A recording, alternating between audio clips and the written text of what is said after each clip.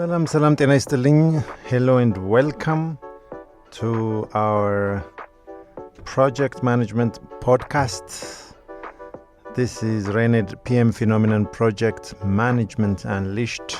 So this is the ultimate podcast for project management professionals seeking to elevate their skill and ignite their success. Slazi, this is brought to you by me. My name is Nebiyu Nkwanhona. I'm one of the leading PMP training provider here in Addis.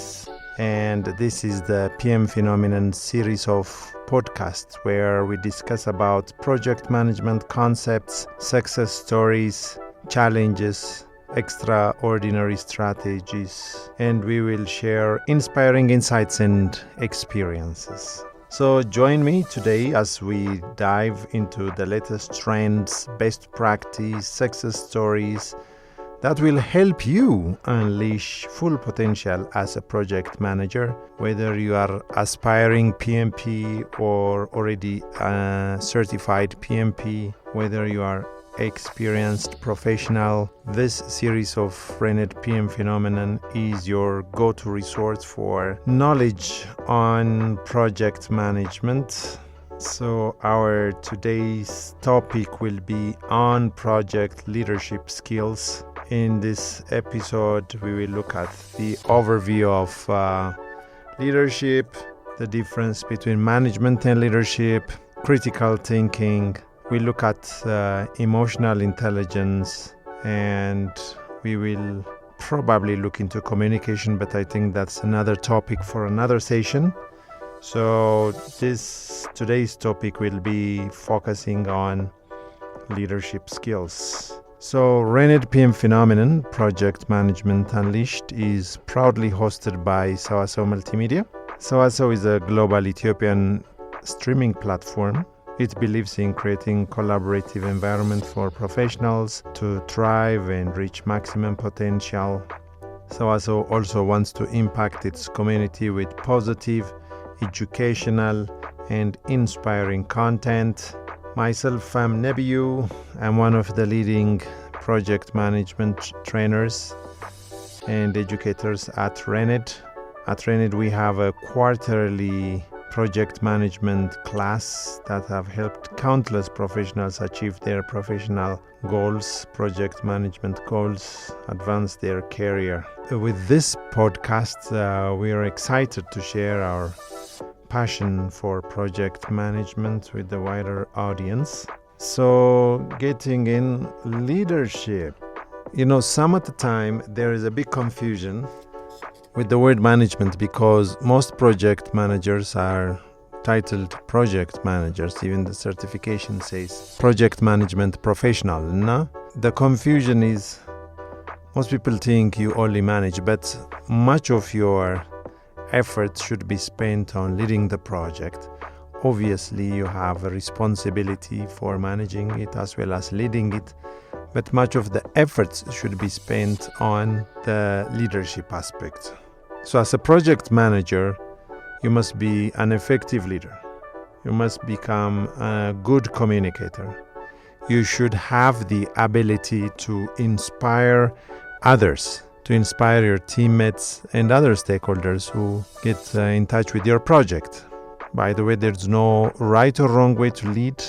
You need to know the science and the art of project management and be able to utilize the different leadership skills based on a situation, because project management, especially in an adaptive project, you have to adapt to the situation. So you have to have the skills to adapt to the situational cases and move on and manage and take the project towards success.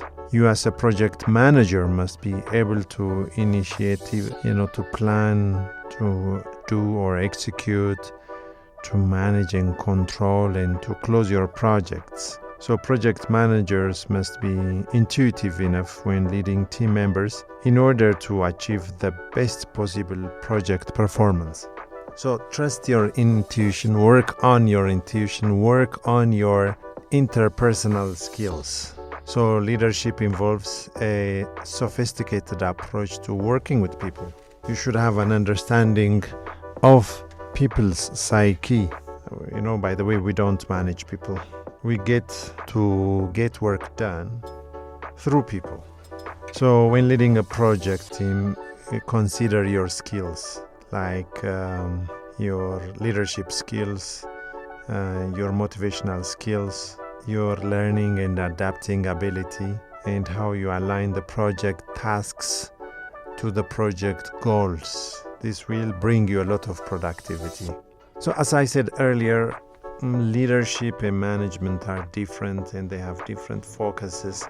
What are the roles and responsibilities, that go far beyond just the title? So when you have a management focus, what does it mean? When you have leadership focus, what does it mean? Managers focus on tasks and things, whereas people focus on people. Managers are focusing on a specific task that they give you or a thing that needs to be managed, whereas leaders are more focused on people, on different stakeholders. Management focuses on control, whereas leadership focuses on empowerment. Management focuses on efficiency, whereas leadership focuses on effectiveness. So efficiency is how a process is efficient, the way forward, the journey of doing something. But effectiveness is whether that task has achieved its goal, whether it has achieved its purpose. Management is about doing things right, whereas leadership is about doing the right thing. Management is about speed, whereas leadership is about direction. Management is about practices, philosophies, professions, specializations, whereas leadership is about principles. Management focuses on command and control, whereas leadership focuses on communication. So you really should know these differences, and as a very good project manager, you need to focus on both areas. You need to have an understanding of both leadership and management. You need to decide what role you play in certain situations. You need to know when to change the hat. Yeah? So it's really very important. The other thing in your leadership aspect of project management is you're expected to have a critical thinking ability. It's the project managers or your responsibility to apply critical thinking skills to effectively manage a project. What's critical thinking? Well, like solving a Rubik's cube, the project manager should look at a project from many different angles and move the pieces to the right side so that you get to achieve things at the right scope and at the right time. So different options will present themselves. Emotions will arise, but the project manager thinks strategically. How aware are you about your emotion? While you are exercising critical thinking, you should have a very good control on your emotional intelligence.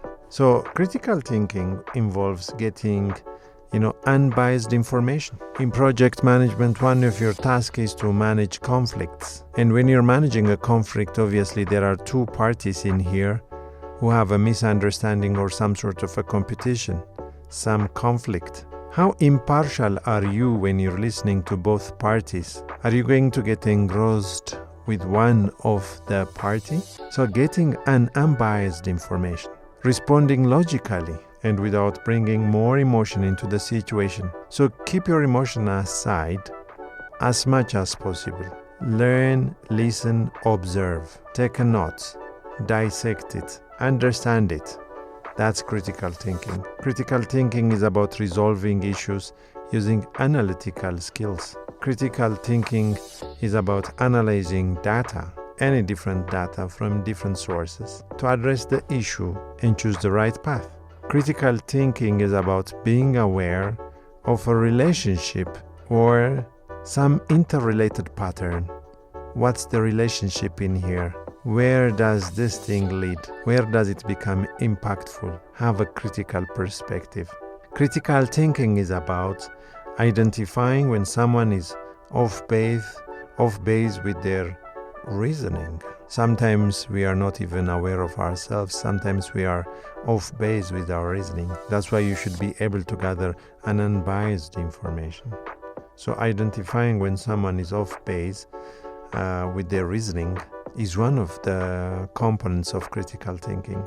So as a very good project leader, as a very good project manager, one of the key skills that you have to harness is critical thinking.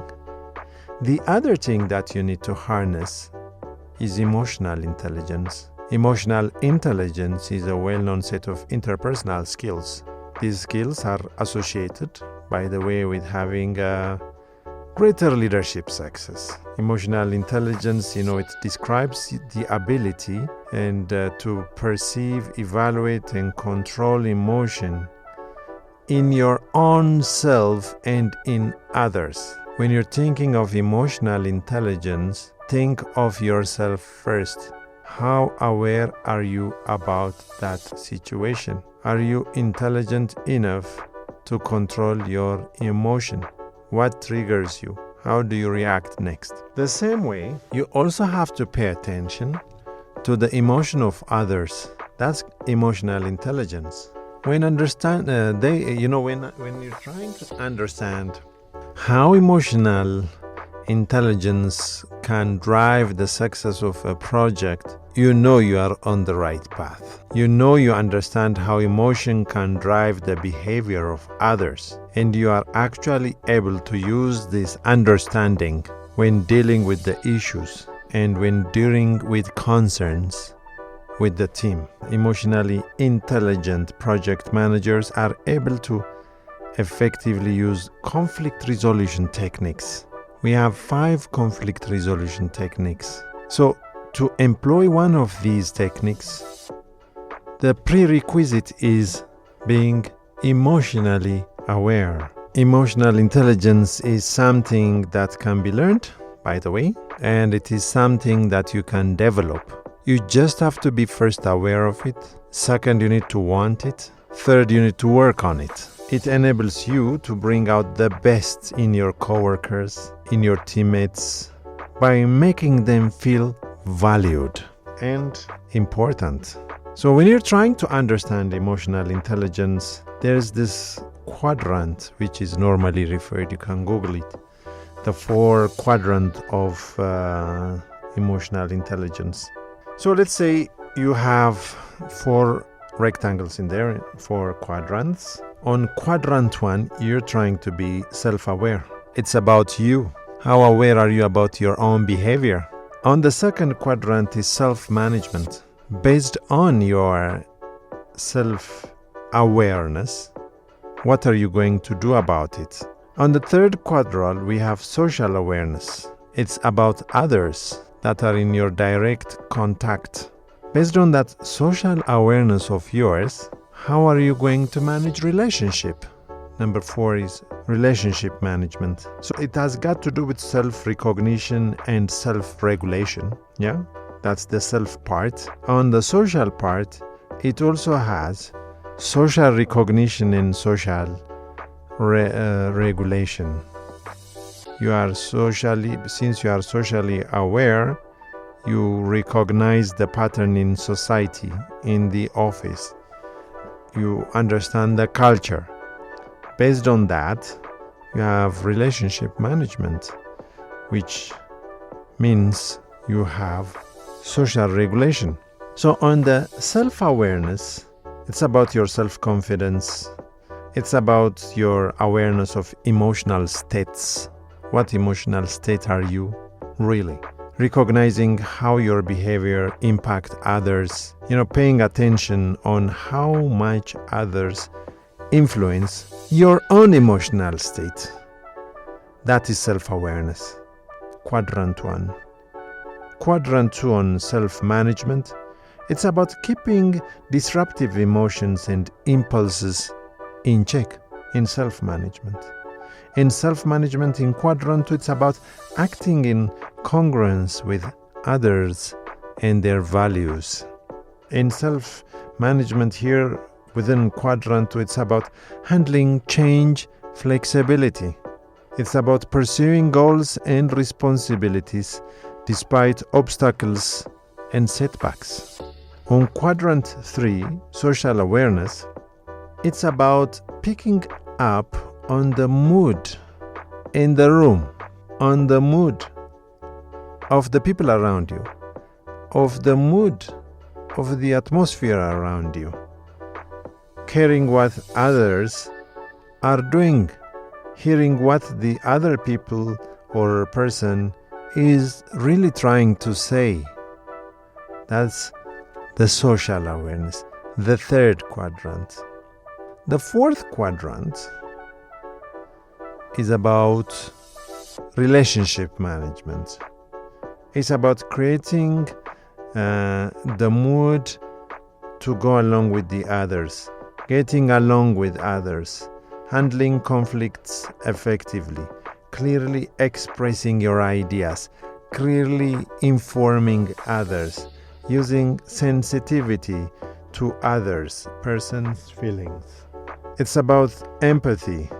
It's about managing, interactions successfully.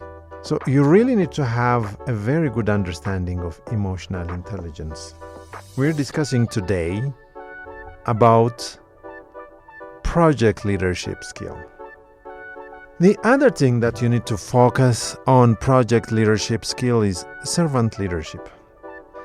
As compared to the traditional hierarchical leadership where emphasis is on authority of the leaders, servant leadership means the leader shares power, helps enable those they lead to perform best and to grow. It's about agility. The project manager, you are expected nowadays to have a servant leadership role. You need to make sure your team members stay on track and have no unnecessary interruptions that work unrelated to the project, that they don't work on any work which is unrelated to the project, and you don't allow other scopes to be added. If you're managing an agile project, in your daily stand-up meeting, members name any impediments, any obstacles or problems to you easily. This could be compliance or documentation-related issues. The project manager works to remove impediments to keep moving forward. As a servant leader, you continually communicate the project vision. Some of the time when the project duration is long, people forget the vision. We tend to easily get distracted. So team members have a very good understanding of a final goal. You need to recite the project vision over and over again. By doing so, the team can make good decisions to produce the final product. As a very good servant leader, you give the team everything they need to be productive, to stay motivated. And in this exercise, the essentials could include everything from, providing the necessary rewards, providing the compensations, supporting or encouraging. That makes you a good servant leader. So these are the tenets I want to discuss about in today's podcast. It's about project leadership, where you need to have an understanding of what's the difference between management and leadership. And you're expected to be a very good project leader, and a very good project leader here exercises critical thinking, exercises emotional intelligence, knows about his or her own emotions, knows about the emotion of others, the psychology of the social around them, and doing something about it. It's about trying to be a servant leader. So these things are really very important here. Sometimes also you need to understand, depending on the size of the organization for whom you are working, there is something which we call centralized versus decentralized management and leadership. So centralized teams actually report to one leader, such as the project manager. Decentralized or distributed management is when the team follows the leadership of several individuals. This could be the project manager plus the project management team. Or the team could be self-organizing and no one person is actually leading the team, but rather they share the responsibility. And of course, such teams need to be organized diligently at first. The other tenet of leadership here is communication skill. You need to be able to communicate well, to articulate your ideas very well. Communication is an important part of your role in project management, by the way. And effective communication underpins your success and your team's success. You will need to understand the flow of communication in projects, the different types of communications which you can employ in your projects, the 5 C's of communication in your projects. You will need to understand communication blockers in your projects. You will need to understand skillful use of communication technology, and you will need to understand communication methods. So for today, I will not actually dig deep into the communication aspects. On the next episode, I will focus on the communication aspect. But let's look at other interesting topics here in leadership. We say as a leader, you need to be influential. As a leader, you need to be motivational, right? And you can use some of the techniques which I'm going to say now. One of it is McGregor's theory of X and Y. Here in McGregor's theory of X and Y, we have theory X and we have theory Y. So on theory X, these type of leaders think people need to be watched every minute. They think employees are incapable. Employees avoid responsibilities whenever possible. Employees need to be watched. They step out when I step out. They exert the most minimum effort. Below የሚያምኑ type of leaders are theory X leaders. And we have a theory Y leader. Theory Y leaders believe people are willing to work without supervision. It's the work that guides them. People want to achieve different project success and goals. Employees can direct their own efforts. They don't need to be micromanaged ብለው የሚያምኑ ናቸው። So understand this, and whenever you are delegating people to manage things, you can use the theory Y and the theory X understanding to analyze your different managers and use them at the right place. But you as a leader, you should be, gravitated to theory Y. This is one of the things that you have to understand for a very good project management. The other thing in motivation is Maslow's hierarchy of need. And if you need to motivate people, you need to understand their needs hierarchy. So the Maslow's hierarchy of need looks like a pyramid, and it's divided into 3 stratas. We have those with basic needs on the bottom below. We have those with psychological needs on the medium, and we have those with self-fulfillment needs on top, on the apex. Let's look at the basic needs. In the basic needs, we also have 2 categories. On the very bottom, we have physiological needs. These are people who are actually struggling and fighting, surviving for basic food, water, shelter, rest, like that. So if you have people in your project site, on your project, from this strata, what are you going to do to motivate them enough? Because you need to tailor your motivation efforts to match this group. Going on in the basic needs itself, up above a little bit, we have the safety needs. Here you have project staff members who are focused on security and safety, job security, guaranteed salary, extended contract periods, unlimited work contract as opposed to project contract, which is limited. So you need to understand these motivational techniques. For you to understand that, you need to also know the hierarchy of needs. So the basic needs is composed of safety needs as well as physiological needs. Moving up, we have psychological needs. It's also divided into, this is the medium strata, where we have belongingness and love is very important. People are looking for relationships, friends, networks. And above, we have the esteem needs.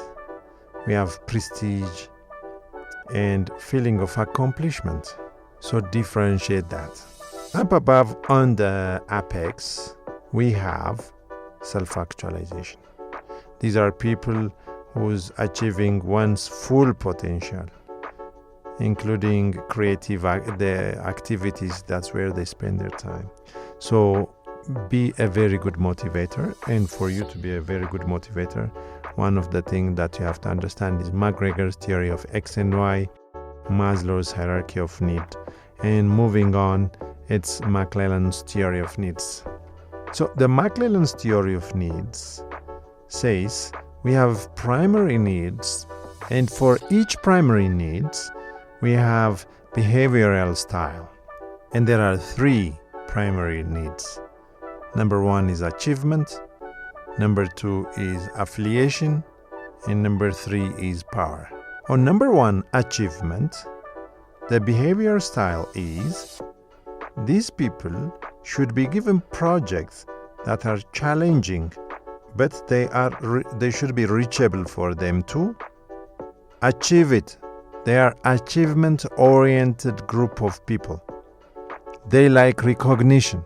So if you need to motivate people, understand the differences and know that some of them are actually looking for achievement. And the other type of people are affiliation. That's their primary need.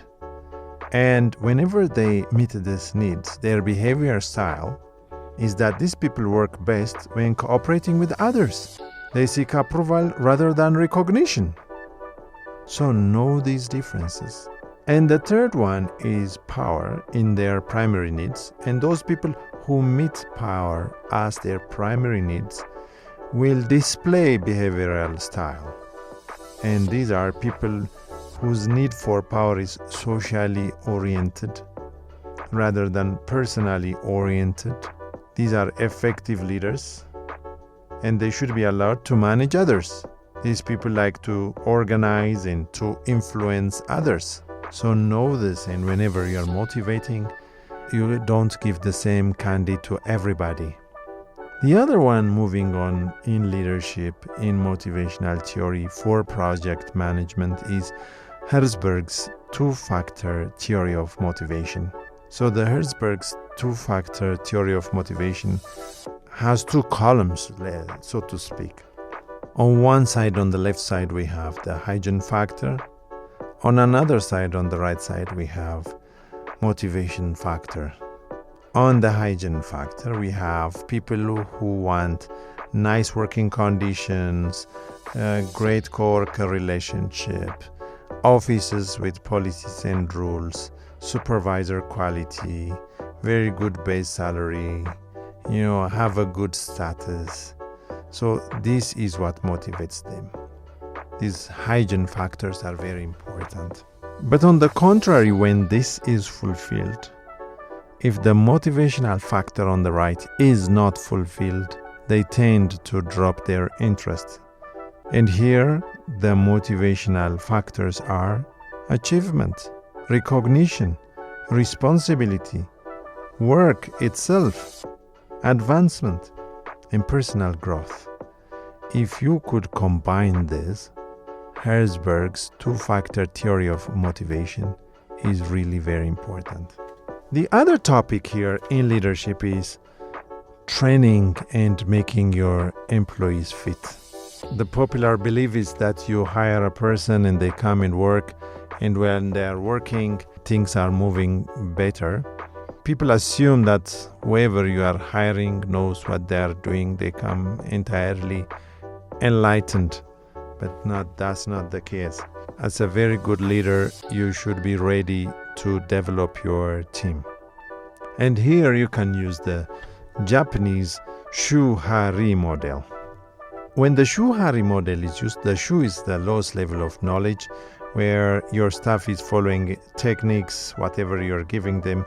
They are not modifying it, they are not questioning it, they are just following the track, not mixing up different school of thoughts, developing their growth in that knowledge area. This is the Shu. Next, when you go to the Ha, you're gaining confidence and broad expertise, breaking from initial schooling and basic concepts, developing autonomy, working by yourself a little bit, going a little bit extra journey and mile. And from time to time you also have the Shu in there, but that's the Ha level.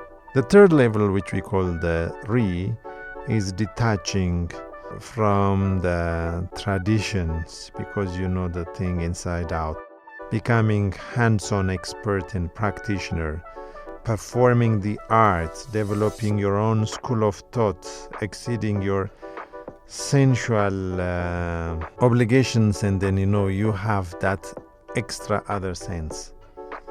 That's the Shuhari model. We also have another one where you actually can use to develop your team. It's called the Dreyfus model of adult skill and acquisition, where we have at the lowest level novice, on the second level advanced beginner, on the third level competent, on the fourth level proficient, on the fifth level expert. So when we go to step 1 on novice, here they actually do not know anything. You're going to train them from scratch. Advanced beginners, they have limited situational perception and they are better than the novice, and you also need to give them enough challenge as per their experience and also continuous training and development. The third one, competent, is when your staff is coping up, they are managing multiple activities, they get to understand the relationship with the goal, and they have actually deliberate planning. They even come to the point of formulating routines like that. On level 4, when they reach to the proficient, here you have holistic view of the situation. When your team is prioritizing importance against urgency, when your team is actually maximizing from the experience that they have and by following the rules and the terms. And number 5 on experts, they basically have an inside-out approach, has the vision of what is possible. They use their analytical approach to new situations. And that's where you want to have your team reach. And as a very good project leader, the other thing that we have to see is skills acquisition and maintenance of skill. And we say you yourself, you have to be a T-shaped person, capable in lots of things and expert in 1 or 2 of them. And you have to gather a lot of them in your project. This is the leadership area. I think we have about some 5 minutes. So in that case, let's look at situational leadership. Situational leadership is the other thing that you have to harness. So leadership demands different approaches in different situations. So you must tailor your approaches to interpersonal communication, and leadership depending on the different situations that you're confronted with. There are, of course, many situational leadership models, but here I will just cover the situational leadership model 2 and the Oscar model. The situational leadership model 2, here it says think of the many people with whom you interact. You probably have an instance or intuitive sense of how to interact with them based on a number of things you know about them. How they take in information, how they react to things in general, and factors related to the content of what you are communicating about. So the thing here of focus are two. These are competence and commitment. So as a good situational leader, you are most importantly interested on your teammates' competence and on your teammates' commitment. Competence is just what you expect, that they know how to do the work. This is when they are combining their knowledge and skills and their abilities. Commitment is about the confidence and motivation of your teammate towards you and the project objective. Do they have enough level of commitment?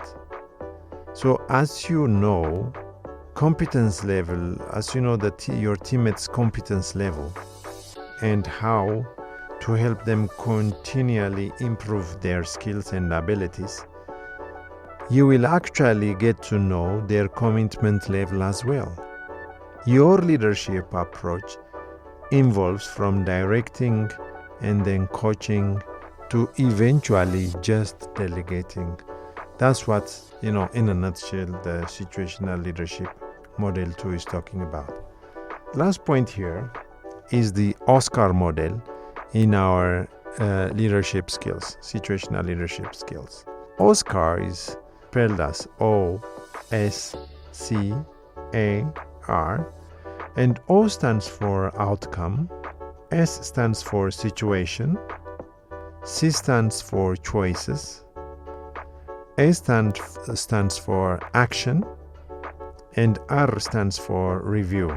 So the Oscar model is actually a valuable tool for providing a framework for individuals in managerial positions to develop their skills and knowledge of their own team.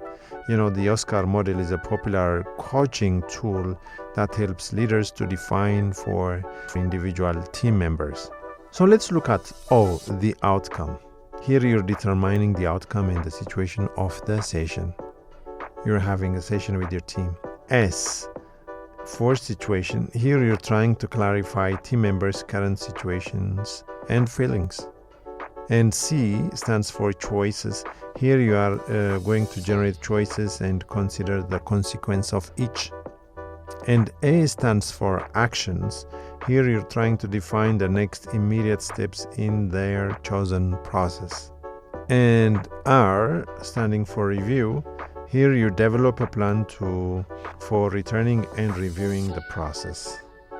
Yeah, I think that's it for today. Thank you for tuning in. All right, we're done with leadership skills. So thank you so much for tuning in. It was really very nice to have this talk today. So don't miss an episode of the RENED-PMPhenomenon, where we are going to unleash project management. Subscribe to our podcasts on your favorite platform, Sewasew multimedia platform, and stay up to date with the latest insights and strategies in project management. Connect with us on social media to share your thoughts, ask questions, and engage with a wider community of project management professionals. Thank you so much. Thank you for tuning in. I've been your host, Nabiyu Nkwanhone, who's one of the leading project management trainers in town. I work for RENED Consultancy and Training. We have a quarterly project management training, and so if you are interested, do join us on these trainings.